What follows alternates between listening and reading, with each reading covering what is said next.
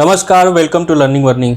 Ukrainian president Vladimir Zelensky mineral deal sign करने के लिए यूएस के दौरे पे गए थे और इस डील को लेके जेलेंस्की ने कुछ ऐसा शर्त रखा जिसके बाद ये डील साइन नहीं हो पाई। और बस ये डील ही नहीं, इसके बाद ट्रम्प, जेलेंस्की और जो वाइस प्रेसिडेंट है यूएस के जेडी वेंस, उनके बीच में व्हाइट हाउस के अंदर ओवल हाउस है, वहां पे प्रेस कॉन्फ्रेंस होने वाला था। और उस प्रेस कॉन्फ्रेंस में जेलेंस्की ने कुछ ऐसा बोला और इसके बाद कुछ ऐसा हुआ जिससे कि पूरी दुनिया शॉक्ड हो गई। हुआ ये कि जब प्रेस कॉन्फ्रेंस चल रहा था और जेडी वेंस से जो अमेरिकन जर्नलिस्ट है वो क्वेश्चन पूछे रशियन यूक्रेन वॉर के बारे में, तो वो जवाब दे रहे थे। उन्होंने कहा कि डिप्लोमेटिक मीन्स से ही हम इस वॉर को रुकवा सकते हैं और उन्होंने डिप्लोमेटिक जो इम्पोर्टेंस है बात करने का वो बता रहे थे। और इसके बीच में ही जो जेलेंस्की है उसने पूछा कि मैं आपसे एक सवाल करना चाहता हूँ, और उसने कुछ ऐसा बोला जिसके बाद जो पूरा बवाल है वो शुरू हो गया। आप इस वीडियो में देखिए कि जेलेंस्की का जो टोन है वो किस तरीके का है और क्या क्वेश्चन था। The path to peace and the path to prosperity is maybe engaging in diplomacy. We tried the pathway of Joe Biden of thumping our chest and pretending that the President of the United States' words mattered more than the President of the United States' actions. आपने JD Vance का statement सुना, prosperity और piece का रास्ता जो है वो diplomacy से होके जाता है। अब आप जेलेंस्की की टोन और बातें सुनिए। He occupied our parts, big parts of Ukraine, parts of East and Crimea. So he occupied it on 2014. Those time was Obama, then President Obama, then President Trump, then President Biden, now the President Trump, and God bless, now President Trump will stop him. But during 2014, nobody stopped him. He just occupied and took. He killed people. You know what the contact 2015. 2014. 2014 is Well, 2014. Yeah. So I was not here. Yeah, but That's exactly but, right. Yes, but during 2014 till 2022, the situation the same. That we had conversations with him, a lot of conversation, my bilateral conversation, and we signed with him. Me, like a new president in 2019, I signed with him the deal. I signed with him, Macron and Merkel, we signed ceasefire. Ceasefire, all of them told me that he will never go. We signed with him with gas contract. Yes, but after that, he broken this ceasefire. He killed our people and he didn't exchange prisoners. We signed the exchange of prisoners, but he didn't do it. What kind of diplomacy, JD, you are speaking about? What do you mean? What kind of diplomacy, JD, you are speaking about? ये देखिए कि किस तरीके से disrespectfully बात कर रहा है और उस कंट्री के सामने जो उनको हमेशा से सपोर्ट करता आया है जब से रशिया यूक्रेन वॉर शुरू हुआ है। यूएस ने यूक्रेन को बिलियंस ऑफ डॉलर्स दिए हैं और ऐसी बातें और ऐसे टोन पे। और आप देखिए कि ब्लेम जो है वो डायरेक्ट यूएस को और जो यूरोपियन लीडर्स हैं उनको कर रहा है कि आप कहाँ थे जब जो पुतिन इन सब एरिया पे कब्जा कर रहा था। इसके बाद यूएस वाइस प्रेसिडेंट ने इसका रिप्लाई किया, आप आगे इस वीडियो में देखिए। Talking about the kind of diplomacy that's going to end the destruction of your country. Yes, but if you are not strong... Mr. President, with respect, I think it's disrespectful for you to come into the Oval Office and try to litigate this in front of the American media. Right now, you guys are going around and forcing conscripts to the front lines because you have manpower problems. You should be thanking the President for trying to bring an end to this conflict. Have you ever been to Ukraine that you say what problems we have? I have been to. Come once. I've actually watched and seen the stories, and I know what happens is you bring people, you bring them on a propaganda tour, Mr. President. आपने सुना कि जब veins उसका reply कर रहा था तो किस तरीके से रूडली उसने ये बोला कि क्या आप कभी यूक्रेन गए हैं कि आप ऐसी बातें कर रहे हैं। तो एक कंट्री जो इतना सपोर्ट करता है उसके वाइस प्रेसिडेंट को ऐसे डिसरेस्पेक्टफुली बात करेगा उससे, तो वो कैसे रिस्पेक्ट करेगा, आप खुद सोचिए। उसका जो रिएक्शन था, अब इसके बाद आप देखेंगे कि जो ट्रम्प है वो भी इस बहस में बीच में आता है और इसके बाद सारी चीजें चेंज हो जाती हैं। आप आगे इस वीडियो में देखिए। During the war, everybody has problems, even you, but you have nice ocean and don't feel now, but you will feel it in the future. God bless. You don't know that. God bless. God bless. You will not have a war. Don't tell us what we're going to feel. We're trying to solve a problem. Don't tell us what we're going to feel. I'm not telling you. Because I'm you're in no answering on position this to question. dictate that. That's Remember exactly this. what I'm not You're dictating. in no position to dictate what we're going to feel. You're I'm gambling the with the president lives in of war. millions of people. You think- You're gambling with World War What III. what you're You're thinking gambling about? with What you're World thinking War about? III. And what you're doing is very disrespectful to the country, this country. I'm That's with back all to respect to you. your Far country. more than a lot of people said wearing they respect. should have. Have you said thank you? आपने देखा कि Zelensky जो है वो threaten कर रहा है US को और ये कह रहा है कि आपके और रसिया के बीच में एक ओशन है, इस वजह से आप बचे हुए हैं और कभी ना कभी आपको भी ये फील होगा कि रसिया का जो हीट है वो क्या है। अब इसके बाद जो ट्रंप है वो भड़क गया और उसने सीधा सीधा इस बात को बोला कि जो जेलेंस्की है वो आगे बढ़ा रहा है इस चीज़ को कि वर्ल्ड वॉर 3 हो जाए। और ट्रंप ने ये भी बोला कि ये डिसरिस्पेक्टफुल बात कर रहे हो तुम यूएस में आके, यूएस के लोगों के सामने। आप इस वीडियो में देखिए कि आगे ट्रंप और जेलेंस्की के बीच में क्या होता है। You think that if you will speak very loudly about the war, you He's can... not speaking loudly. He's not speaking loudly. Your country is in big trouble. Can I Wait a answer? minute. No, Can you've I done a lot answer? of talking. Your country is in big trouble. I know. You're not winning. I know. You're not winning this.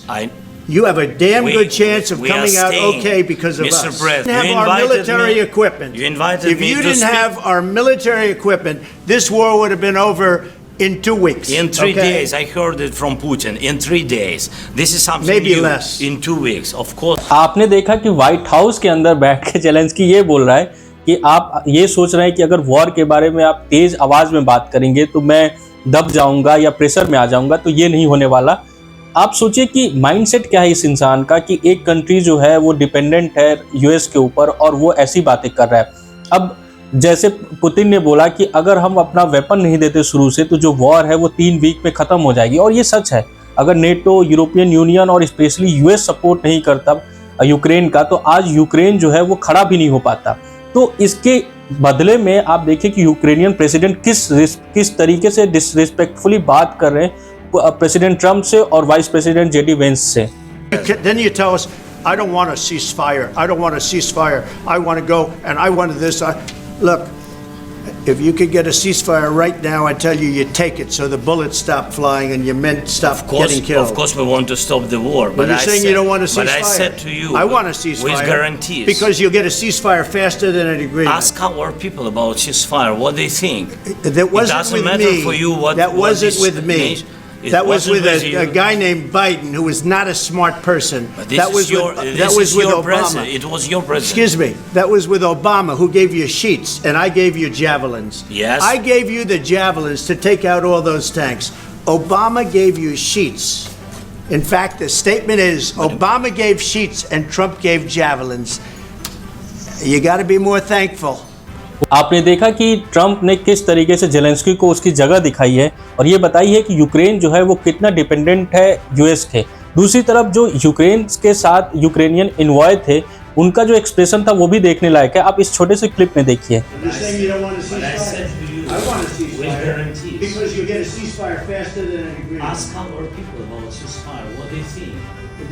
आपने देखा कि जो Ukrainian envoy हैं उनका reaction क्या था, और इस डिबेट के बाद जो जेलेंस्की है उसको व्हाइट हाउस से लात मार के भगा दिया गया, और फिर जब ये वीडियो सामने आई तो पूरी दुनिया से रिएक्शन आने लगे।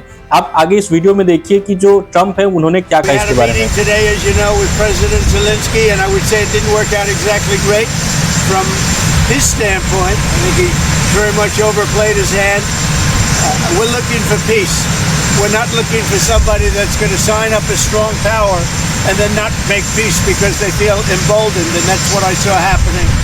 I'm looking for peace. We're not looking to go into a 10-year war. आपने देखा कि उस बहस के बाद प्रेसिडेंट ट्रंप ने प्रेस से ये बोला है कि वो पीस चाहते हैं, वो यूक्रेन को वॉर में नहीं ले जाएंगे और जितना जल्दी हो सके वो पीस को कायम करेंगे।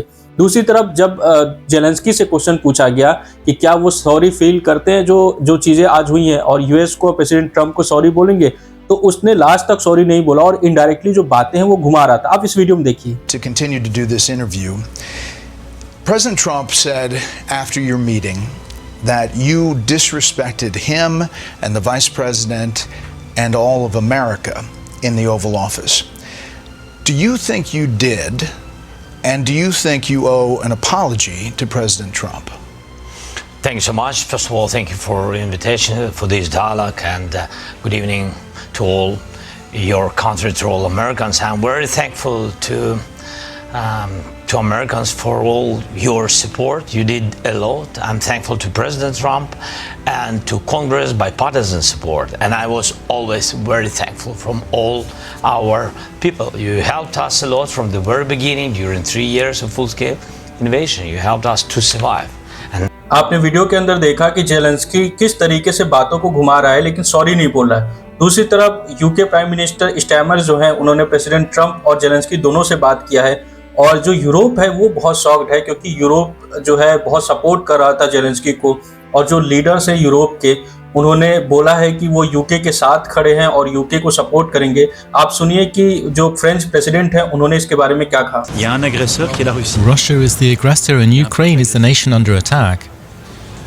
3 years ago, we were right to support Ukraine and impose sanctions on Russia. And we must continue to do so. By we, I mean the United States, Europeans, Canadians, Japanese and many others.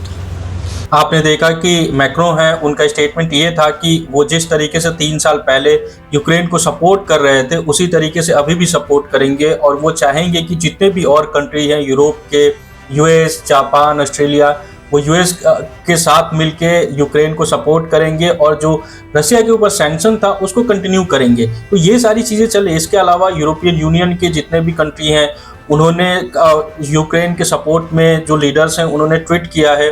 तो हर ओर से support मिल रहा है Zelensky को। लेकिन आप जानते हैं कि बिना ट्रंप के, बिना यूएस के यूरोप जो है वो यूक्रेन को सपोर्ट नहीं कर सकता क्योंकि जितना भी पैसा है, जितना भी वेपन है उसमें मैक्सिमम जो पार्ट है वो यूक्रेन को यूएस देता है। दूसरी तरफ यूएस जो है उन्होंने क्लेम किया है कि यूक्रेन और जो यूरोपियन यूनियन के कंट्री हैं उन्होंने बिलियंस ऑफ डॉलर का घोटाला किया है और उसके ऊपर जांच होगी। तो अब देखने वाली बात यह है कि आगे जो भी लड़ाई चल रही है, जो भी डिबेट चल रही है, जो मीटिंग हो रही है यूरोप के अंदर रशिया यूक्रेन वॉर को लेके कि उनका स्टैंड क्या होगा, वो किस साइड जाएंगे, क्या वो यूएस को सपोर्ट करेंगे या यूक्रेन को सपोर्ट करेंगे या जो पुतिन है उनके साथ वो कैसे डील करेंगे, इन सब के बारे में जो मीटिंग हो रही है तो वो सारी चीज़ें सामने आने वाली है। आने वाले टाइम में पता चलेगा कि जो वर्ल्ड ऑर्डर है वो किस डायरेक्शन में जाता है। तो दोस्तों, अगर आपको हमारी वीडियो अच्छी लगी हो, इन्फॉर्मेटिव लगी हो तो प्लीज़ लाइक और सब्सक्राइब करें, शेयर करें। धन्यवाद।